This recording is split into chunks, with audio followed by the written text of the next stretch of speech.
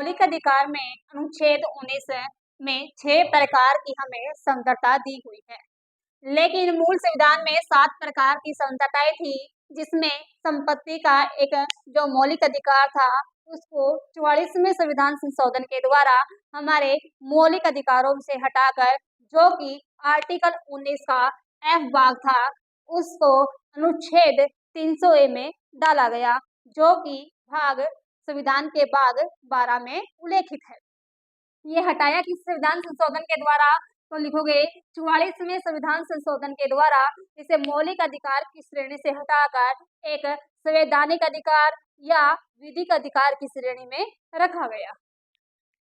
19 अनुच्छेद 19 के close number A का एक भाग में क्या लिखा है, वाक एवं अभिव्यक्ति की स्वतंत्रता, जिसे हम कहते हैं बोलने की स्वतंत्रता, विचार प्रकट करने की स्वतंत्रता।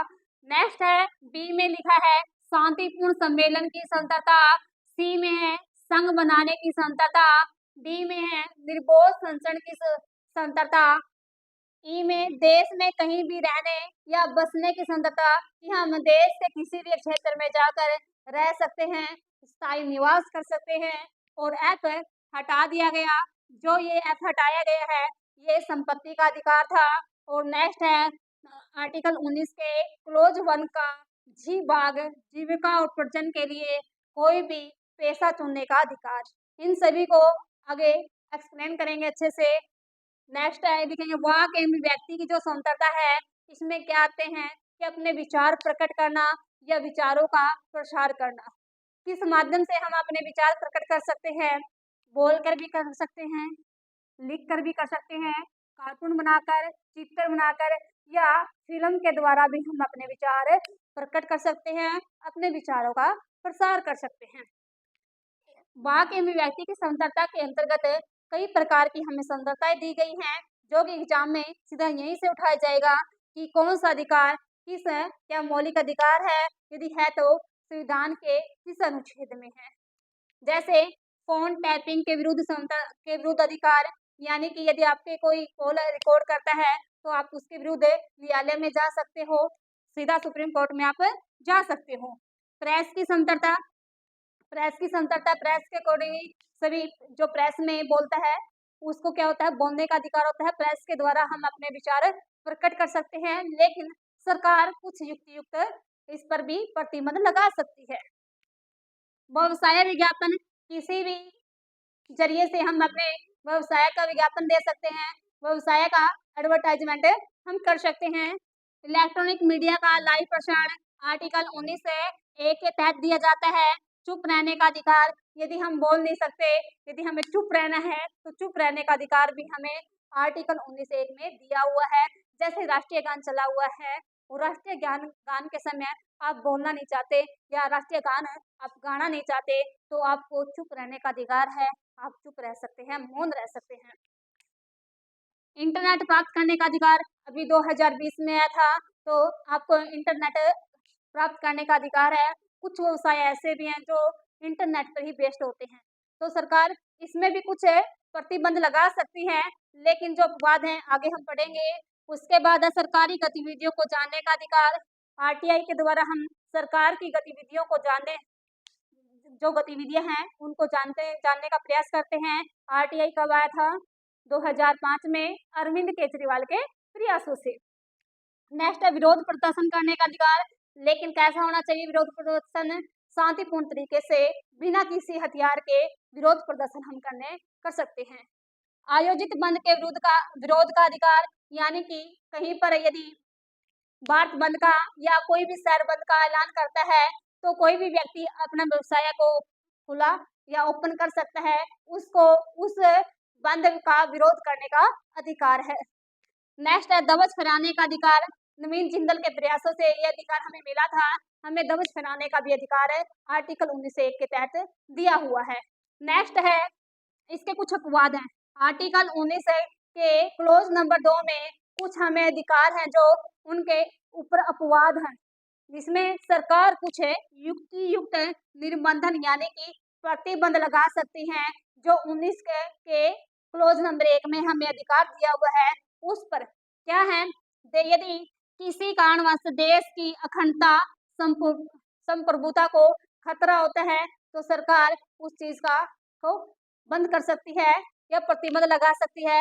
यदि किसी चीज से राज्य की सुरक्षा को खतरा होता है या फिर किसी भी तरीके से यदि विदेशी मैत्री संबंधों को आघात पहुंचता है, यानी कि कोई लाइव प्रसारण कर दे या मीडिया के प्रयोग से विदेशी कोई भी विदेशी ऐसी एडवर्टाइजमेंट दे दे या कुछ ऐसी बातें बोल दे जिससे कि हमारे देशी जो विदेश है के साथ मित्रतापूर्ण संबंध है उनमें को आघात पहुंचे, तभी सरकार इसको क्या कर सकती है, बंद कर सकती है, प्रतिबंध लगा सकती है।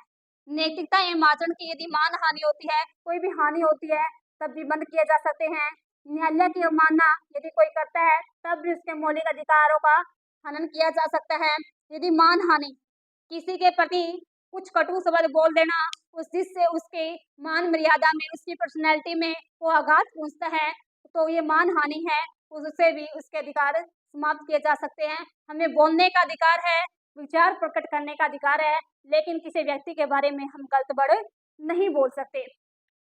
नेक्स्ट है लोक व्यवस्था। हमें प्रदर्शन करने का अधिकार है, सम्मेलन बनाने का अधिकार करने का अधिकार है, संघ मनाने का अधिकार है, लेकिन उस सम्मेलन के तहत लोक व्यवस्था को हानि नहीं पहुंचनी चाहिए।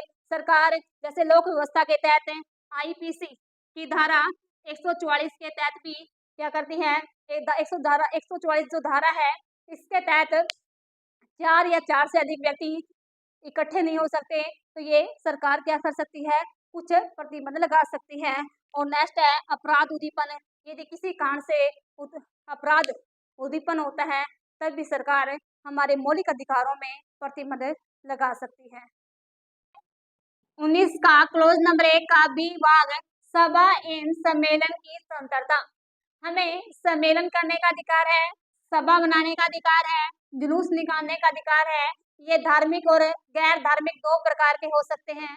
बकायदा वैसे भी जो जुलूस है ये धार्मिक स्वतंत्रता पे भी आते हैं, यानी जुलूस दो प्रकार के हो सकते हैं, सभा भी दो प्रकार की हो सकती है, धार्मिक और गैर धार्मिक किसी भी प्रकार के हमें अधिकार है। लेकिन क्या होनी चाहिए, बिना हथियार के होना चाहिए और शांतिपूर्ण तरीके से हमें किसी भी प्रकार का सम्मेलन कर सकते हैं या जुलूस निकाल सकते हैं। लेकिन आर्टिकल 19 के क्लोज नंबर 3 में सरकार के द्वारा या राज्य के द्वारा दो आधारों पर प्रतिबंध लगाया जा सकता है।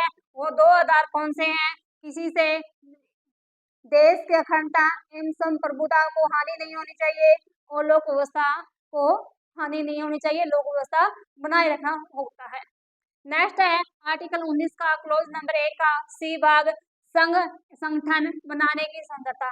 संघ या संगठन बनाने की जो स्वतंत्रता होती है इसमें हम कोई भी राजनीतिक पार्टी बना सकते हैं, किसी क्लब का निर्माण कर सकते हैं, कोई कंपनी बना सकते हैं, साझा फर्म का निर्माण कर सकते हैं या कोई भी संगठन बना सकते हैं, ये हमें अधिकार है।